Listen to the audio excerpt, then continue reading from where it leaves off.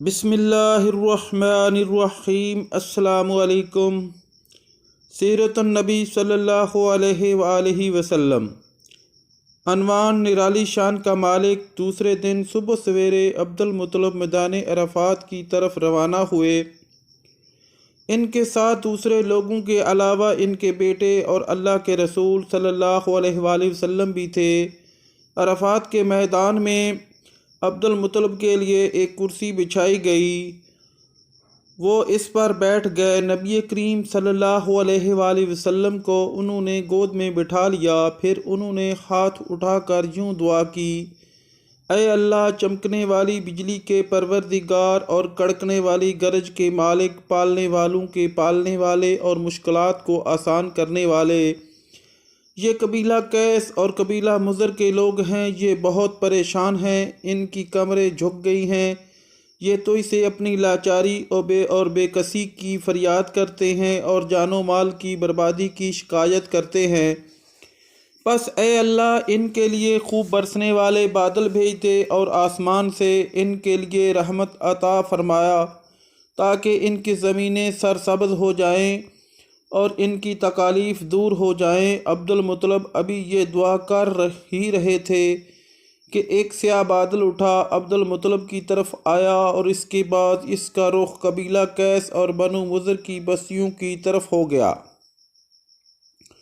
یہ دیکھ کر عبد المطلب نے کہا: اے گروہ قریش اور مضر، جاؤ، تمہیں سیرابی حاصل ہوگی۔ چنانچہ یہ لوگ جب اپنی بستیوں میں پہنچے تو وہاں بارش شروع ہو چکی تھی۔ آپ 7 سال کے ہو چکے تھے کہ آپ کی آنکھیں دکھنے کو آ گئیں۔ مکہ میں آنکھوں کا علاج کرایا گیا لیکن افاقہ نہ ہوا۔ عبد المطلب سے کسی نے کہا: عکاظ کے بازار میں ایک راہب رہتا ہے، وہ آنکھوں کی تکالیف کا علاج کرتا ہے۔ عبد المطلب کو اس کے پاس لے گئے۔ عبد المطلب آپ کو اس کے پاس لے گئے۔ اس کی عبادت گاہ کا دروازہ بند تھا۔ انہوں نے اسے آواز دی، راہب نے کوئی جواب نہ دیا۔ اچانک عبادت گاہ میں شدید زلزلہ آیا۔ راہب ڈر گیا کہ کہیں عبادت خانہ اس کے اوپر نہ گر پڑے، اس لیے ایک دم باہر نکل آیا۔ اب اس نے آپ کو دیکھا تو چونک اٹھا۔ اس نے کہا: اے عبد المطلب، یہ لڑکا اس امت کا نبی ہے، اگر میں باہر نہ نکل آتا تو یہ عبادت گاہ ضرور مجھ پر گر پڑتی۔ اس لڑکے کو فوراً واپس لے جاؤ اور اس کی حفاظت کرو، کہیں یہودیوں یا عیسائیوں میں سے کوئی اسے قتل نہ کر دے۔ پھر اس نے کہا: رہی بات ان کی آنکھوں کی، تو آنکھوں کی دعا تو خود ان کے پاس موجود ہے۔ عبد المطلب یہ سن کر حیران ہوئے اور بولے: ان کے اپنے پاس ہے؟ میں سمجھا نہیں۔ ہاں، ان کا لعاب دین ان کی آنکھوں میں لگائیں۔ انہوں نے ایسا ہی کیا، آنکھیں فوراً ٹھیک ہو گئیں۔ پرانی عثمانی کتابوں میں آپ کی بہت سی نشانیاں لکھی ہوئی تھیں، اس کی تفصیل بہت دلچسپ ہے۔ یمن میں ایک قبیلہ خمیر تھا، وہاں ایک شخص سیف بن یزن تھا، وہ سیف خمیری کہلاتا تھا۔ کسی زمانے میں اس کے باپ دادا اس ملک پر حکومت کرتے تھے، لیکن پھر حبشیوں نے یمن پر حملہ کر دیا اور اس پر قبضہ کر لیا۔ وہاں حبشیوں کی حکومت ہو گئی۔ 70 سال تک یمن حبشیوں کے قبضے میں رہا۔ جب یہ سیف بڑا ہوا تو اس کے اندر اپنے باپ دادا کا ملک آزاد کرانے کی امنگ پیدا ہوئی، چنانچہ اس نے ایک فوج تیار کی۔ اس فوج کے ذریعے حبشیوں پر حملہ کیا اور انہیں یمن سے بھگا دیا۔ اس طرح وہ باپ دادا کے ملک کو آزاد کرانے میں کامیاب ہو گیا، وہاں کا بادشاہ بن گیا۔ یہ یمن عرب کا علاقہ تھا۔ جب اس پر حبشیوں نے قبضہ کیا تھا تو عربوں کو بہت افسوس ہوا۔ 70 سال بعد جب یمن کے لوگوں نے حبشیوں کو نکال باہر کیا تو عربوں کو بہت خوشی ہوئی۔ ان کی خوشی کی ایک وجہ تو یہ تھی کہ انہی حبشیوں نے ابرہ کے ساتھ مکہ پر چڑھائی کی تھی۔ چاروں طرف سے عربوں کے وفد سیف کو مبارکباد دینے کے لیے آنے لگے۔ قریش کا بھی ایک وفد مبارک دینے کے لیے گیا۔ اس وفد کے سردار عبد المطلب تھے۔ یہ وفد جب یمن پہنچا تو سیف اپنے محل میں تھا۔ اس کے سر پر تاج تھا، سامنے تلوار رکھی ہوئی تھی اور خمیری سردار اس کے دائیں بائیں بیٹھے تھے۔ سیف کو قریش کے وفد کی آمد کے بارے میں بتایا گیا۔ اسے یہ بھی بتایا گیا کہ یہ لوگ کس رتبے کے ہیں۔ اس نے ان لوگوں کو آنے کی اجازت دے دی۔ یہ وفد دربار میں پہنچا۔ عبد المطلب آگے بڑھ کر اس کے سامنے جا کھڑے ہوئے۔ انہوں نے بات کرنے کی اجازت چاہی۔ سیف نے کہا، تم بادشاہوں کے سامنے بولنے کے آداب سے واقف ہو تو ہماری طرف سے اجازت ہے۔ تب عبد المطلب نے کہا، اے بادشاہ، ہم کعبہ کے خادم ہیں، اس کے گھر کے محافظ ہیں، ہم آپ کو مبارکباد دیتے ہیں۔ یمن پر حبشی حکومت ہمارے لیے بھی بوجھ بنی ہوئی تھی۔ آپ کو مبارک ہو، آپ کے اس کارنامے سے آپ کے بزرگوں کو بھی عزت ملے گی اور آنے والی نسلوں کو بھی وقار حاصل ہوگا۔ سیف ان کے الفاظ سن کر بہت خوش ہوا، بے اختیار بول اٹھا، اے شخص، تم کون ہو؟ کیا نام ہے تمہارا؟ انہوں نے کہا، میرا نام عبد المطلب بن ہاشم ہے۔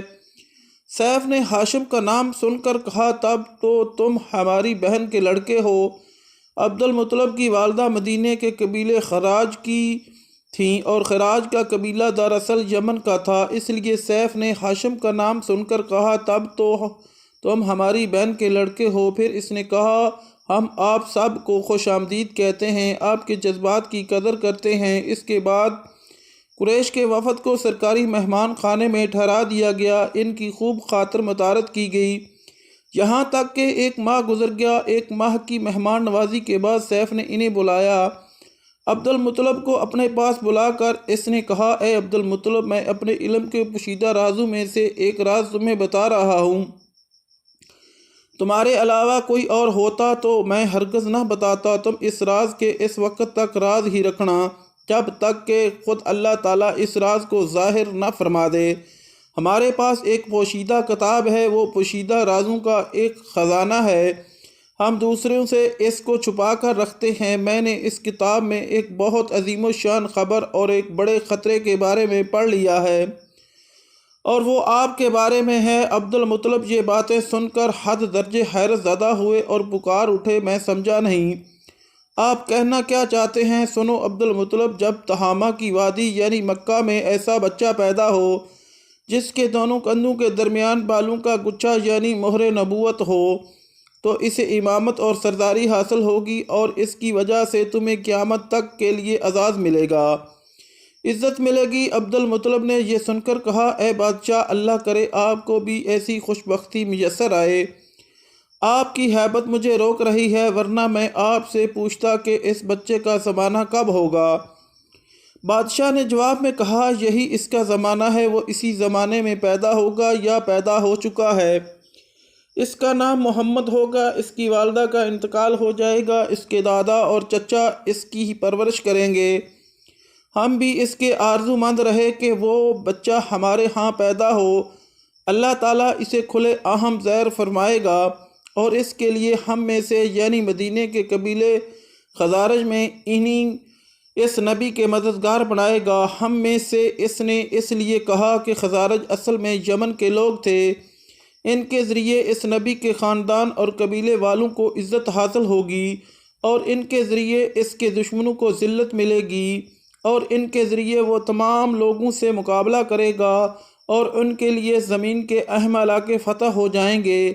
وہ نبی رحمان کی عبادت کرے گا، شیطان کو دھمکائے گا، آتش کدو کو ٹھنڈا کرے گا یعنی آگ کے پجاریوں کو مٹائے گا، بتوں کو توڑ ڈالے گا، اس کی ہر رات آخری فرمان ہوگی، اس کے احکامات انصاف والے ہوں گے، وہ نیک کاموں کا حکم دے گا، خود بھی ان پر عمل کرے گا، برائیوں سے روکے گا، ان کو مٹا ڈالے گا۔ عبد المطلب نے سیف بن جزن کو دعا دی، پھر کہا، کچھ اور تفصیل بیان کریں، بات ڈھکی چھپی ہے اور علامتیں پوشیدہ ہیں، مگر اے عبد المطلب، میں اس میں شبہ نہیں کہ تم اس کے دادا ہو۔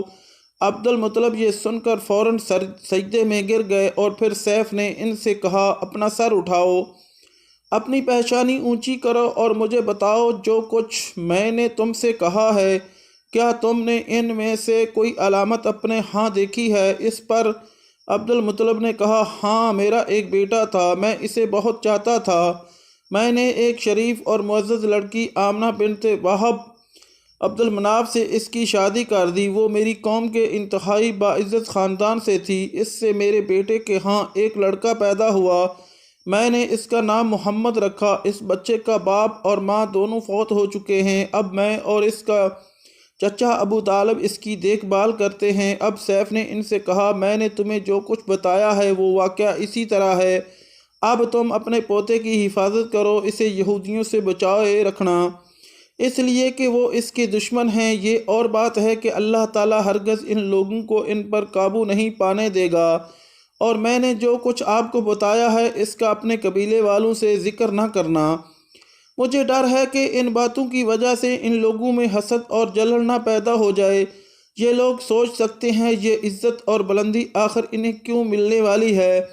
یہ لوگ ان کے راستے میں رکاوٹیں کھڑی کریں گے۔ اگر یہ لوگ اس وقت تک زندہ نہ رہے تو ان کی اولادیں یہ کام کریں گی۔ اگر مجھے معلوم نہ ہوتا کہ اس نبی کے ظہور سے پہلے ہی موت مجھے آ لے گی تو میں اپنے اونٹوں اور قافلوں کے ساتھ روانہ ہوتا اور ان کی سلطنت کے مرکز یثرب پہنچتا، کیونکہ میں اس کتاب میں یہ بات پاتا ہوں کہ شہر یثرب ان کی سلطنت کا مرکز ہوگا، ان کی طاقت کا سرچشمہ ہوگا، ان کی مدد اور نصرت کا ٹھکانہ ہوگا اور ان کی وفات کی جگہ ہوگی، اور انہیں دفن بھی یہی کیا جائے گا۔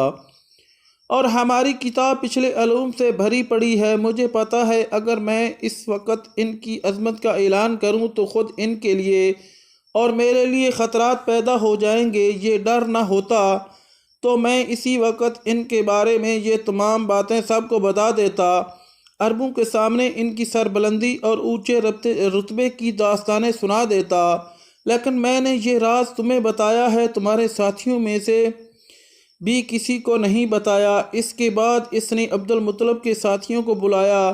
ان میں سے ہر ایک کو 10 حبشی غلام، 10 حبشی باندیاں اور دھاری دار یمنی چادریں، بڑی مقدار میں سونا چاندی، 100 اونٹ اور عنبر کے بھرے ڈبے دیے۔ پھر عبد المطلب کو اس سے 10 گنا زیادہ دیا اور بولا، سال گزرنے پر میرے پاس ان کی خبر لے کر آنا اور ان کے حالات بتانا۔ سال گزرنے سے پہلے ہی اس بادشاہ کا انتقال ہو گیا۔ عبد المطلب اکثر اس بادشاہ کا ذکر کیا کرتے تھے۔ آپ کی عمر 8 سال کی ہوئی تو عبد المطلب کا انتقال ہو گیا۔ اس طرح ایک عظیم سرپرست کا ساتھ چھوٹ گیا۔ اس وقت عبد المطلب کی عمر 95 سال تھی۔ تاریخ کی بعض کتابوں میں ان کی عمر اس سے بھی زیادہ لکھی ہے۔ جس وقت عبد المطلب کا انتقال ہوا آپ ان کی چارپائی کے پاس موجود تھے۔ آپ رونے لگے۔ عبد المطلب کو عجون کے مقام پر ان کے دادا قصہ کے پاس دفن کیا گیا۔ مرنے سے پہلے انہوں نے نبی کریم صلی اللہ علیہ وآلہ وسلم کو اپنے بیٹے ابو طالب کے حوالے کیا۔ اب ابو طالب آپ کے نگران ہوئے۔ انہیں بھی آپ سے بے تحاشا محبت ہو گئی۔ ان کے بھائی عباس اور زبیر بھی آپ کا بہت خیال رکھتے تھے۔ پھر زبیر بھی انتقال کر گئے تو آپ کی نگرانی آپ کے چچا ابو طالب ہی کرتے رہے۔ انہیں سبھی نبی کریم صلی اللہ علیہ وسلم سے بہت محبت تھی۔ جب انہوں نے آپ کی برکات دیکھی، معجزے دیکھے تو ان کی محبت میں اور اضافہ ہو گیا۔ یہ مالی اعتبار سے کمزور تھے۔ 2 وقت سارے گھرانے کو پیٹ بھر کر کھانا نہیں ملتا تھا، لیکن جب نبی کریم صلی اللہ علیہ وآلہ وسلم ان کے ساتھ کھانا کھاتے تو تھوڑا کھانا بھی ان سب کے لیے کافی ہو جاتا، سب کے پیٹ بھر جاتے۔ اس لیے جب دوپہر یا رات کے کھانے کا وقت ہوتا تو سب دسترخوان پر بیٹھتے تو ابو طالب ان سے کہتے، ابھی کھانا شروع نہ کرو، میرا بیٹا آ جائے پھر شروع کرنا۔ پھر آپ تشریف لے آتے اور ان کے ساتھ بیٹھ جاتے۔ آپ کی برکت اس طرح ظاہر ہوتی کہ سب کے سیر ہونے کے بعد بھی کھانا بچ جاتا۔ اگر دودھ ہوتا تو پہلے نبی کریم صلی اللہ علیہ وآلہ وسلم کو پینے کے لیے دیا جاتا، پھر ابو طالب کے بیٹے پیتے، یہاں تک کہ ایک ہی پیالے سے سب کے سب دودھ پی لیتے، خوب سیر ہو جاتے اور دودھ پھر بھی بچ جاتا۔ ابو طالب کے لیے ایک تکیہ رکھا رہتا تھا، وہ اس سے ٹیک لگا کر بیٹھتے تھے۔ رسول اللہ صلی اللہ علیہ وآلہ وسلم تشریف لاتے تو آ کر سیدھے اس تکیے کے ساتھ بیٹھ جاتے۔ یہ دیکھ کر ابو طالب کہتے، میرے بیٹے کو اپنے بلند مرتبے کا احساس ہے۔ ایک بار مکہ میں قحط پڑ گیا، بارش بالکل نہ ہوئی۔ لوگ ایک دوسرے سے کہتے تھے، لات اور عزی سے بارش کی دعا کرو۔ کچھ کہتے تھے، تیسرے بڑے بت منات پر بھروسہ کرو۔ اسی دوران ایک بوڑھے نے کہا، تم حق اور سچائی سے بھاگ رہے ہو، تم میں حضرت ابراہیم علیہ السلام اور اسماعیل علیہ السلام کی نشانی موجود ہے، تم اسے چھوڑ کر غلط راستے پر کیوں جا رہے ہو؟ اس پر لوگوں نے اس سے کہا، کیا آپ کی مراد ابو طالب سے ہے؟ اس نے جواب میں کہا، ہاں، میں یہی کہنا چاہتا ہوں۔